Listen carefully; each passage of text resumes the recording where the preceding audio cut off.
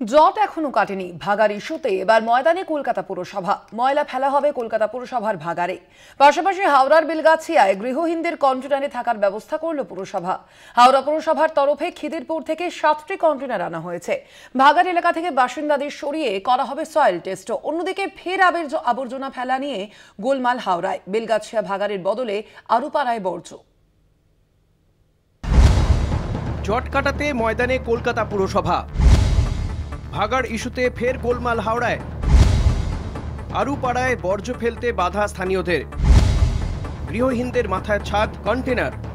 অবশেষে পুরসভা সিদ্ধান্ত নিয়েছে যে কলকাতা পুরসভায় হাওড়ার সমস্ত ময়লা আবর্জনা নিয়ে নেবে।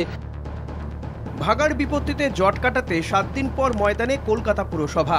এবার থেকে হাওড়া এলাকার যাবতীয় ময়লা আবর্জনা ফেলা হবে কলকাতা পুরসভার ভাগাড়ে। রাজ্যের পুরমন্ত্রী তথা কলকাতার মেয়র ফিরহাদ হাকিমের উদ্যোগেই এই ব্যবস্থা করা হয়েছে। হাওড়া এলাকায় জল জমার সমস্যার ক্ষেত্রেও অতীতে সমস্যা সমাধানে এগিয়ে এসেছিল কলকাতা পুরসভা। এবার ভাগাড় সমস্যা সমাধানে পুরমন্ত্রীর ভূমিকায় খুশি হাওড়াবাসী।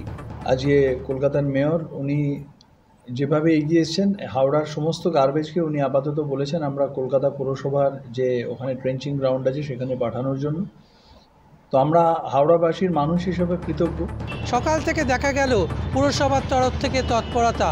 একদম খিদিরপুর থেকে 7টি কন্টেনার আনা হলো। 200 স্কোয়ার ফিট এই কন্টেনারে 15 জন করে থাকবে এবং জানলা দরজা তৈরি করে দেওয়া হবে, আলো পাখা লাগানো হবে যাতে কোনো রকমভাবে এখানে থাকতে অসুবিধে যাতে না হয়। ভাগাড়ে যে সকল বাড়ি ক্ষতিগ্রস্ত হয়েছে তারা খোলা আকাশের নিচে দিন কাটাচ্ছেন। খিদিরপুর থেকে নিয়ে আসা কন্টেনারে হবে স্থানীয়দের অস্থায়ী ঠিকানা। বুধবার কন্টেনারগুলি পরিদর্শন করেন হাওড়া পুরসভার আধিকারিক সহ সিভিল ডিফেন্সের সদস্যরা। ভাগাড় এলাকা থেকে বাসিন্দাদের সরিয়ে করা হবে সয়েল টেস্ট।